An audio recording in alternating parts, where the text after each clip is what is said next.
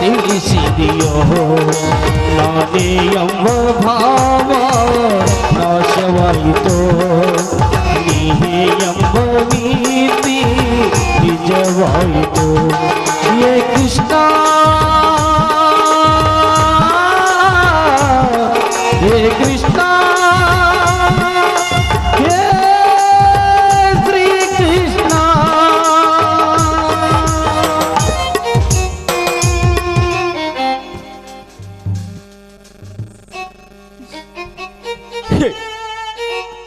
ತಂದೆ ಶಿವಲಿಂಗೇಶ್, ಈ ಸಮಾಜದಲ್ಲಿ ಬಡವರು ಬಡವರಾಗೇ ಉಳಿದರು, ಶ್ರೀಮಂತರು ಶ್ರೀಮಂತರಾಗಿ ಉಳಿದರು. ಈ ಕಾಲಚಕ್ರದ ಅಡಿಯಲ್ಲಿ ಅದು ಎಷ್ಟು ಬಡವರು ನಿನ್ನಲ್ಲಿ ಕಾಲದಲ್ಲಿ ಸಿಕ್ಕಿ ತೋಲಾಡುತ್ತಿದ್ದಾರೆ ತಂದೆ, ತೋಲಾಡುತ್ತಿದ್ದಾರೆ.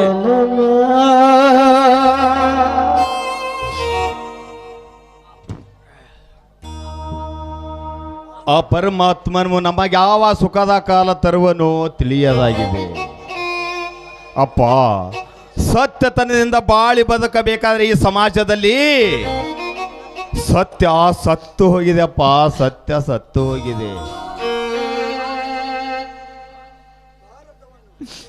ಮಗು ಶಶಿಧರ ಭಾರತವನ್ನು ಸ್ವತಂತ್ರಗೊಳಿಸಿದ ಮಹಾತ್ಮ ಗಾಂಧೀಜಿಯವರು ಗುಂಡಿನೇಟಿಗೆ ಬಲಿಯಾಗಿ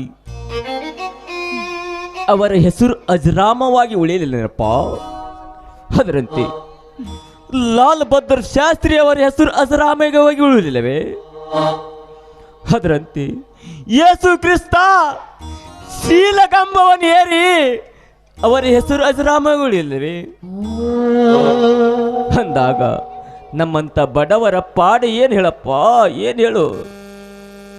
ಹೌದಪ್ಪ, ಹೌದು. ಈ ನಾಡಿಗಾಗಿ, ಈ ಮಣ್ಣಿಗಾಗಿ ಮಡಿದ ವೀರ ಸಿಂಧೂರ ಲಕ್ಷ್ಮಣ, ಸಂಗೊಳ್ಳಿ ರಾಯಣ್ಣ, ಕಿತ್ತೂರು ರಾಣಿ ಚೆನ್ನಮ್ಮ, ಬೆಳವಡಿ ಮಲ್ಲಮ್ಮ ಇಂಥ ಮಹಾನುಭಾವರು ಈ ಮಣ್ಣಿಗಾಗಿ ತಮ್ಮ ಪ್ರಾಣವನ್ನೇ ಮುಡುಪಾಗಿಡಲಿವೆ. ಮಗು ಶಶಿಧರ, ಈ ಸಮಾಜದಲ್ಲಿ ಆದರ್ಶ ಮಾರ್ಗದಿಂದ ನಡೆದರೆ ಆ ದೇವರು ತಾನಾಗಿ ತಾನೇ ಒಲಿದು ಬರ್ತಾನಪ್ಪ, ಒಲಿದು ಬರ್ತಾನೆ.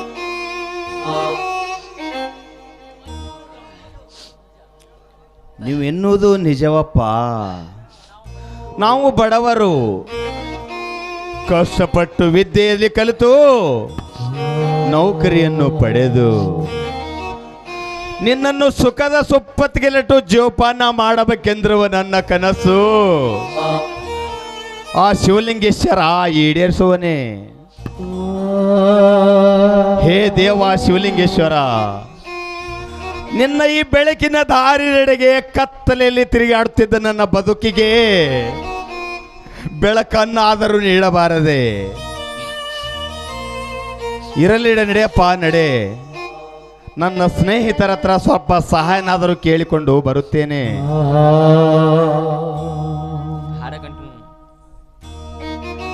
ಹೇಳಿದ ನೀತಿಯ ಕೇಳದೇನೋ ಕೇಳಿ ನಡೆಯದೆ ಅವಿವೇಕಿಯೋನೆ, ಎಲ್ಲವೂ ನಾನು ನನ್ನದೆಯೊಂದೇ ನಂಬಿದನಯ್ಯೋ ಶಾಶ್ವತ ಎಂದು. ಎಲ್ಲ ಸುಳ್ಳು, ಎಲ್ಲವೂ ಸುಳ್ಳು ತಿಳಿದೇನು ನಾನು ಬಿದ್ದು ಸತ್ಯ. ನಾನೇ ಎಂಬ ಭಾವ ನಾಶವಾಯಿತು, ನೀನೇ ಎಂಬ ನೀತಿ ನಿಜವಾಯಿತು. ಹೇ ಕೃಷ್ಣ, ಹೇ ಕೃಷ್ಣ, ಹೇ ಶ್ರೀ ಕೃಷ್ಣ.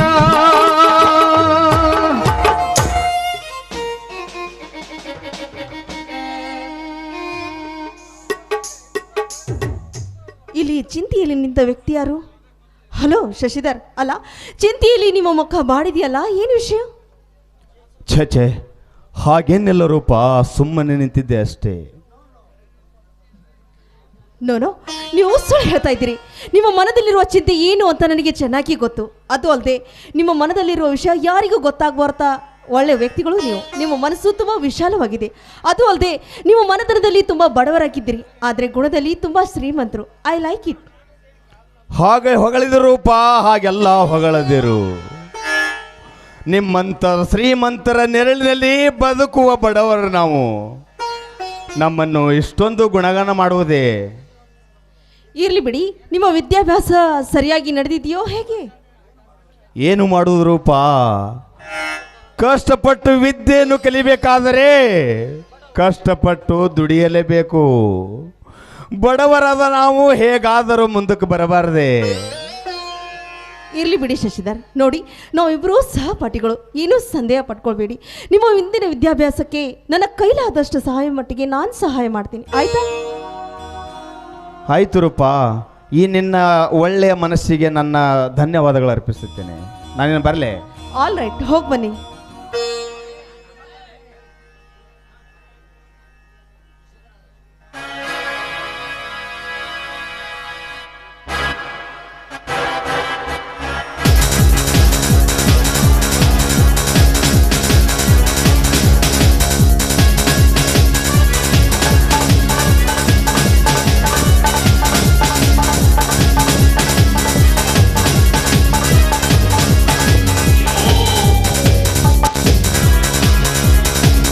ನಿಲ್ಲುರೂಪ, ನಿಲ್ಲು.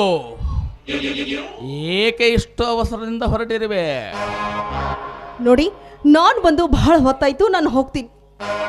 ರೂಪ, ಪರವಾಗಿಲ್ಲ, ನಿನ್ನ ಜೊತೆ ಕೆಲವೊಂದಿಷ್ಟು ಮಹತ್ವದ ವಿಷಯಗಳನ್ನು ಮಾತನಾಡಬೇಕಾಗುತ್ತೆ. ಹೌದಾ? ಅದೇನಂತ ಹೇಳಿ. ರೂಪ, ನೀನು ಮಧುಚಂದ್ರನನ್ನ ಪ್ರೀತಿಸುತ್ತಿಲ್ಲವೇ? ಹೌದು, ಏನೀಗ? ರೂಪ, ನಿನ್ನ ಸುಂದರವಾಗಿರ್ತಕ್ಕಂಥ ಬಂಗಾರದಂಥ ಜೀವನವನ್ನು ಸಾಗಿಸಬೇಕಾದರೆ ಅಂಥ ನೀಚ ಕಾಮುಕನನ್ನು ಪ್ರೀತಿಸಬೇಡ. Just stop it. ನೋಡಿ, ಇನ್ನೊಂದು ಸಾರಿ ಅವ್ರ ಬಗ್ಗೆ ಏನಾದರೂ ಮಾತನಾಡಿದ್ರೆ ನಾನು ಸುಮ್ಮನೆ ಇರಲ್ಲ. ಕೂಲ್ ಡೌನ್ ರೂಪ, ಕೂಲ್ ಡೌನ್. ನಿನಗೆ ಈ ರೀತಿ ಪ್ರೀತಿಸಿ ಮೋಸ ಮಾಡಬಾರ್ದಾಗಿತ್ತು. ಅವನೊಬ್ಬ ನೀಚ. ಮಿಸ್ಟರ್ ವಿಶ್ವಧರ್, ಏನ್ ಹೇಳ್ತಾ ಇದ್ದೀರಿ ನೀವು? ಅಂದ್ರೆ ಅವರು ಏನ್ ಮಾಡಿದ್ದಾರೆ? ಅಂಥದ್ದೇನಾಗಿದೆ? ರೂಪ, ವಿಷಯ ಕೇಳಲು ತುಂಬಾ ಆತುರಲ್ಲವೇ? ಮಧುಚಂದ್ರ ನಿನ್ನನ್ನು ಪ್ರೀತಿಸುತ್ತಿದ್ದರೂ ಕೂಡ ಅವನ ಅತ್ತಿಗೆಯನ್ನು ಮೋಹಿಸಿ ಇಬ್ಬರು ಚಾಂಡಾಲರು ಮನೆಯಿಂದ ಓಡಿ ಹೋಗಿದ್ದಾರೆ. ನೋ, ಇಲ್ಲ, ಇದೆಲ್ಲ ಸುಳ್ಳು ಹೇಳ್ತಾ ಇದ್ದೀರಿ ನೀವು. ನಮ್ಮ ನಗಿಸಲು ನೀವು ಮಾಡ್ತಿರುವ ಕಟ್ಟು ಕಥೆ ಇದು. ಅದು ಅಲ್ಲದೆ ನೀವು ಈ ರೀತಿ ಮಾತನಾಡಿದ ತಕ್ಷಣ ನೀವು ಮಾತನ್ನ ನಂಬಿ ನಾರನವ್ರನ್ನ ಬಿಡ್ತೀನಿ ಅಂತ ತಿದ್ಕೊಳ್ಳೋದು ನೆವರ್. ಅದು ಅಲ್ಲದೆ ಮಧುಚಂದ್ರ ನನ್ನನ್ನು ಮನಸ್ಸಾರೆ ಪ್ರೀತಿ ಮಾಡ್ತಾ ಇದ್ದೇನೆ. ನಾನು ಮಾತ್ರ ಅವನನ್ನ ಯಾವತ್ತೂ ಬಿಡೋದಿಲ್ಲ. ಬೇಷ್ ರೂಪ, ಬೇಷ್. ನಿನ್ನ ಪ್ರೀತಿ ಎಷ್ಟು ಅಚಲಂತ ನಾನು ಬಲ್ಲೆ. ನೋಡು ರೂಪ, ಸತ್ಯವನ್ನು ಯಾವತ್ತೋ ಸುಳ್ಳು ಮಾಡಲು ಸಾಧ್ಯನೇ ಇಲ್ಲ. ನೋಡು, ಈ ಫೋಟೋವನ್ನಾದರೂ ನೋಡಿ ಗೊತ್ತಾಗುತ್ತದೆ ಮಧುಚಂದ್ರನ ಮೋಸದ ಬಲೆ.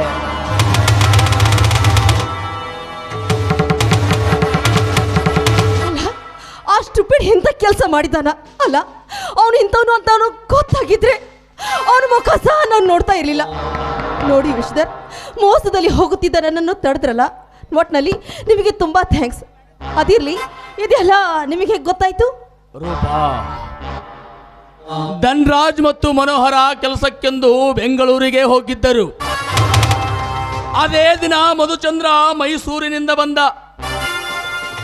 ಮನೆಯಲ್ಲಿ ಯಾರು ಇಲ್ಲದ ಸಮಯವನ್ನು ಸಾಧಿಸಿಕೊಂಡು ಅವಳ ಅತ್ತಿಗೆಯ ಮನವನ್ನು ಒಲಿಸಿ ಅವಳನ್ನು ಗಾರ್ಡನ್ ಕಡೆಗೆ ಕರೆಕೊಂಡು ಹೋಗಿ ಇಬ್ಬರು ಪರಸ್ಪರ ತೋಳ ತಕ್ಕಿಯಲ್ಲಿ ಬಿಗಿದಪ್ಪಿಕೊಂಡು ಮುದ್ದಾಡುತ್ತಿದ್ದರು. ಆಕಸ್ಮಿಕವಾಗಿ ಸೃಷ್ಟಿ ಸೌಂದರ್ಯದ ಫೋಟೋವನ್ನು ತೆಗೆಯಲು ಅಲ್ಲಿಗೆ ನಾನು ಹೋಗಿದ್ದೆ. ಆವಾಗ ನನ್ನ ಕಣ್ಣಿಗೆ ಬಿದ್ದರು ಆ ನೀಚ ಚಾಂಡಾಲರು. ಹೀಗಾಗಿ ನೀನು ಮಧುಚಂದ್ರನನ್ನು ಮನಸ್ಸಾರೆ ಪ್ರೀತಿಸ್ತಾ ಇದ್ದೀಯ. ಪಾಪ ಒಂದು ಹೂವಿನಂತ ಹೆಣ್ಣಿನ ಬಾಳು ಹಾಳಾಗಬಾರಂತ ನಾನೇ ಯೋಚಿಸಿ ಒಂದು ಫೋಟೋವನ್ನು ತೆಗೆದುಕೊಂಡೆ. ಹೀಗಾಗಿ ಇಬ್ಬರ ಕುತಂತ್ರವನ್ನ ಕೇಳಿರ್ತಕ್ಕಂಥ ಧನಿಕ ಧನರಾಜ್ ಮತ್ತು ಮನೋಹರ ಇಬ್ಬರನ್ನು ಮನೆಯಿಂದ ಹೊರಗೆ ಹಾಕಿದ್ದಾರೆ.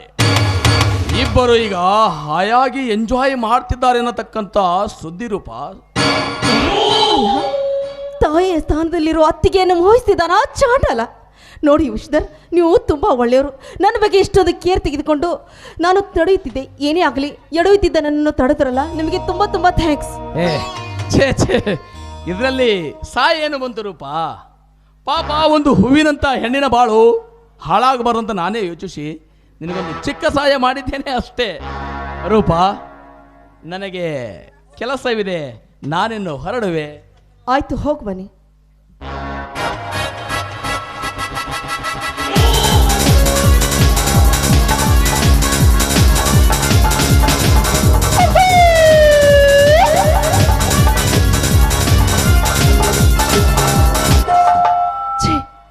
ಆ ಮಧುಚಂದ್ರ ಒಳ್ಳೆಯವನಂತ ಹೇಳಿ ನನ್ನ ಮನಸ್ಸನ್ನು ಅವನಿಗೆ ಕೊಟ್ಟೆ. ಆದ್ರೆ ಅವನು ಮತ್ತೊಂದು ಹೆಣ್ಣನ್ನು ನೋಡಿ ನನ್ನನ್ನು ಮರ್ತು ಬಿಟ್ಟಿದ್ದಾನೆ. ನಾನು ಅವನನ್ನು ಪ್ರೀತಿಸ್ಬೇಕಾ? ಇಲ್ಲ, ಇದು ಮಾತ್ರ ಸಾಧ್ಯವಿಲ್ಲ. ಅವನ ಮುಖ ನೋಡಕ್ಕೂ ನನಗೆ ಅಸಹ್ಯ ಆಗುತ್ತೆ. ಏನೇ ಆಗ್ಲಿ, ಈಗಿನ ಕಾಲದಲ್ಲಿ ಯಾರನ್ನು ನಂಬಬೇಕು, ಯಾರನ್ನು ಬಿಡಬೇಕು? ಇಂದಿನಿಂದ ಅವನ ಮುಖ ಸಹ ನಾನು ಯಾವತ್ತೂ ನೋಡೋದಿಲ್ಲ.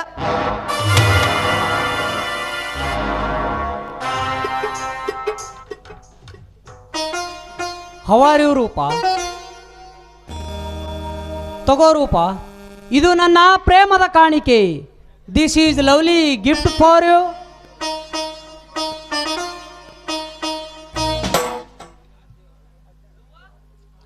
ಏಯ್, ನನ್ನ ಜೊತೆ ನೀನು ಮಾತನಾಡಬೇಡ. ನೋಡು, ಹೊರಟು ಹೋಗೋ ಇಲ್ಲಿಂದ. ಈ ನಿನ್ನ ಮುಖ ನೋಡೋಕ್ಕೂ ನನಗೆ ಅಸಹ್ಯ ಆಗ್ತಾ ಇದೆ. ನಿನ್ನನ್ನೇ ಹೇಳ್ತಾ ಇದೀನಿ, ಗೆಟ್ ಔಟ್. ರೂಪ, ಏಕೆ ಈ ರೀತಿ ವರ್ತಿಸುತ್ತಿರುವೆ? ಓ, ನಾನು ಲೇಟಾಗಿ ಬಂದಿದ್ದಕ್ಕೆ ತಾನೇ. ನೋಡು, ನನ್ನ ಜೊತೆ ನೀನು ತಮಾಷೆ ಮಾಡಬೇಡ. ಇಷ್ಟು ದಿವಸ ನನ್ನ ಜೊತೆ ಪ್ರೀತಿಯ ನಾಟಕ ಆಡಿ ಆ ನಿಮ್ಮ ಅತ್ತಿಗೆ ಜೊತೆ ಸರ್ಸಾಡ್ತಾ ಇದೆಯಲ್ಲ, ನಾಚಿಕಾಗ್ಬೇಕು ನಿನ್ನ ಕಾಣಿಸಿನ ಜನ್ಮಕ್ಕೆ. ರೂಪ,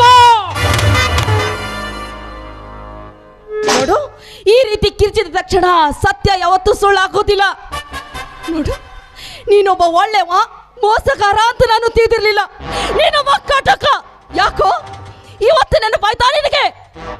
ನಾನು ಇದ್ದಿದ್ದೀನೋ ಸತ್ತಿದ್ದೀನೋ ಅನ್ನೋ ನೆನಪು ನಿನಗಿಲ್ವಾ?